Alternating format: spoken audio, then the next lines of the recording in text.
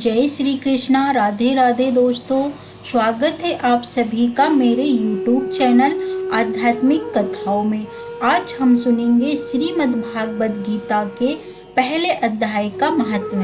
तो आइए शुरू करते हैं। पार्वती जी ने कहा, भगवान आप सब तत्वों के ज्ञाता हैं। आपकी कृपा मुझे श्री विष्णु संबंधी नाना प्रकार के धर्म सुनने को मिले जो समस्त लोगों का उद्धार करने वाले हैं।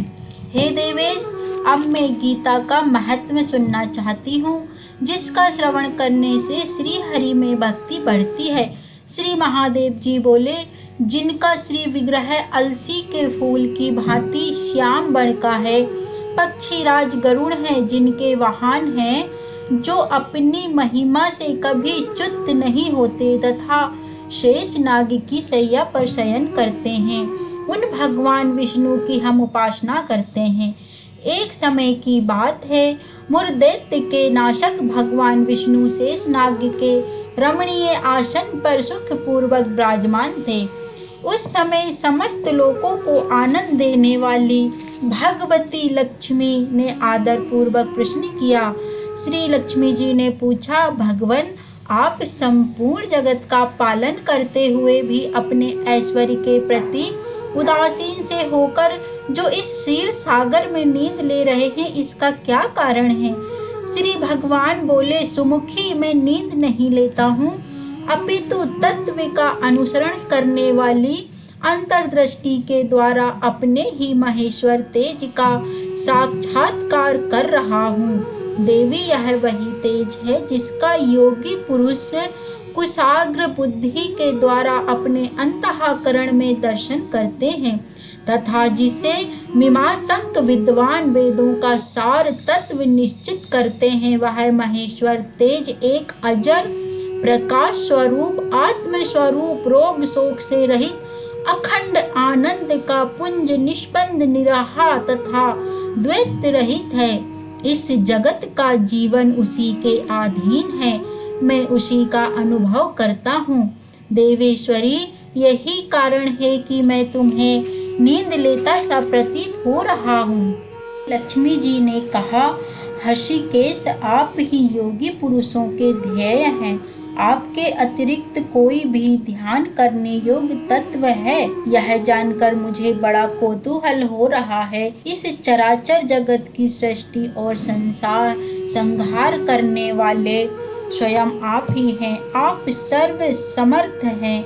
इस प्रकार की स्थिति में होकर भी यदि आप उस परम तत्व से भिन्न हैं तो मुझे उसका बोध कराइए। श्री भगवान बोले, प्रिय, आत्मा का स्वरूप द्वैत और अद्वैत से पृथक, भाव और अभाव से मुक्त तथा आदि और अंत से रहित है। शुद्ध ज्ञान के प्रकाश से उपलब्ध होने वाला तथा परमानंद स्वरूप होने के कारण एकमात्र सुंदर है, वही मेरा ईश्वरीय रूप है। आत्मा का एक तत्व ही शब्द के द्वारा जानने योग्य है। गीता शास्त्र में इसी का प्रतिपादन हुआ है। अमित तेजस्वी भगवान विष्णु के ये वचन सुनकर लक्ष्मी देवी ने शंका उपस्थित करते हुए कहा, भगवान, यदि आपका स्वरूप स्वयं परमानंदमय और मन वाणी की पहुँच के बाहर है तो गीता कैसे उसका बोध कराती है? मेरे इस संदेह का आप निवारण कीजिए। श्री भगवान बोले, सुंदरी सुनो, मैं गीता में अपनी स्थिति का वर्णन करता हूँ।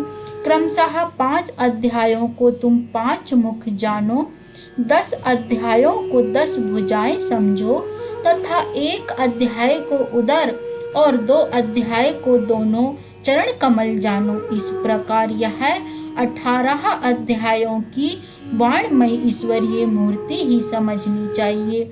यह ज्ञान मात्र से ही महान पातकों का नाश करने वाली है। जो उत्तम बुद्धि वाला पुरुष गीता के 1 या आधे अध्याय का अथवा 1 आधे या चौथाई श्लोक का भी प्रतिदिन अभ्यास करता है, वह सुशर्मा के समान मुक्त हो जाता है। श्री लक्ष्मी जी ने पूछा, देव सुशर्मा कौन था किस जाति का था और किस कारण से उसकी मुक्ति हुई।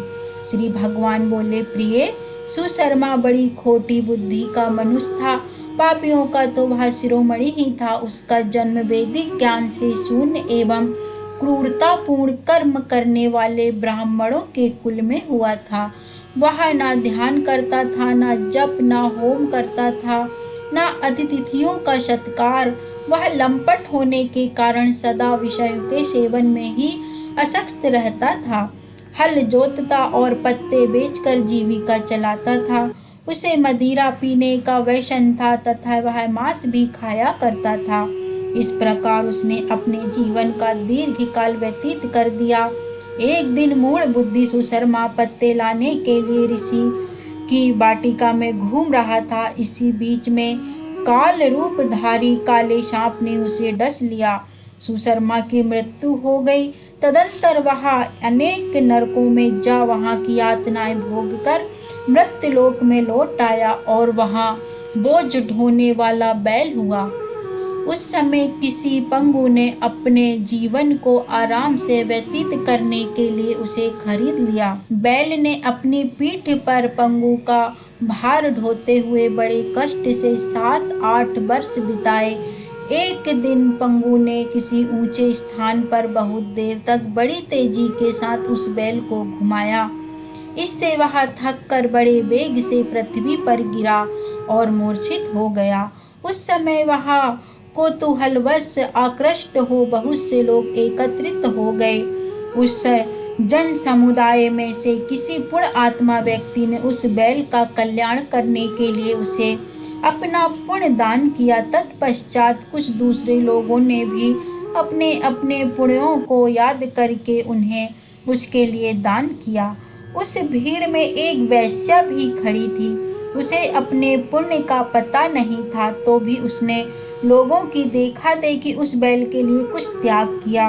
तदंतर यमराज के दूत उस मरे हुए प्राणी को पहले यमपुरी में ले गए। वहां यह विचार कर कि यह वैश्य के दिए हुए पुण्य से पुण्यवान हो गया है, उसे छोड़ दिया जाए। फिर वह भूलोक में आकर उत्तम कुल और शील वाले ब्राह्मणों के घर में उत्पन्न हुआ। उस समय भी उसे अपने पूर्व जन्म की बातों का स्मरण बना रहा। बहुत दिनों के बाद अपने ज्ञान को दूर करने वाले कल्याण तत्व का जिज्ञासु होकर वह उस वैश्य के पास गया और उसके दान की बात बतलाते हुए उसने पूछा, तुमने कौन सा पुण्य दान किया था? वैश्या ने उत्तर दिया, वह पिंजरे में बैठा हुआ तोता प्रतिदिन कुछ पढ़ता है, उससे मेरा अंतःकरण पवित्र हो गया है। उसी का पुण्य मैंने तुम्हारे लिए दान किया था। इसके बाद उन दोनों ने तोते से पूछा। तब उस तोते ने अपने पूर्व जन्म का स्मरण करके प्राचीन इतिहास कहना आरंभ किया। बोला, मैं पूर्व जन्म में विद्वान होकर भी विद्वता के अभिमान से मोहित रहता था। मेरा राग द्वेष इतना बढ़ गया था कि मैं गुणवान विद्वानों के प्रति भी ईर्षा भाव रखने लगा।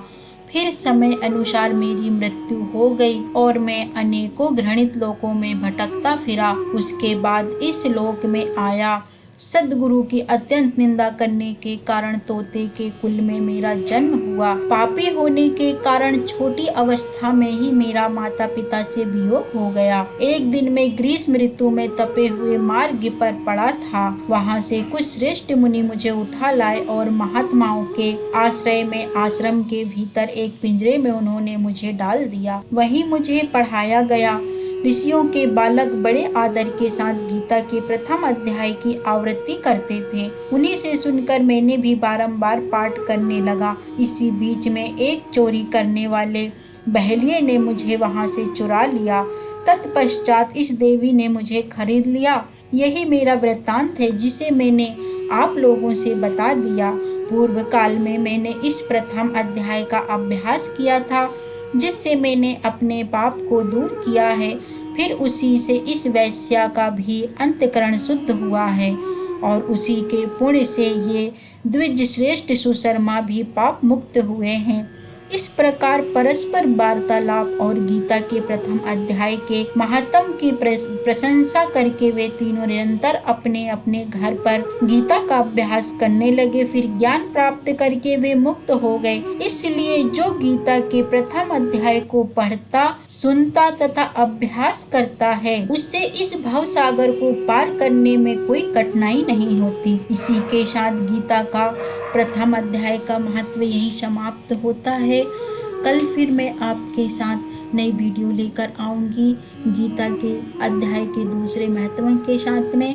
यदि कथा अच्छी लगी लाइक करें, चैनल को सब्सक्राइब करें और बेल आइकन को प्रेस करना ना भूलें, ताकि आने वाले हर अध्याय का आप स्मरण कर सकें। बोलिए जय जय श्री राधे और कमेंट बॉक्स में ओम नमः भगवते वासुदेवाय जरूर लिखिएगा।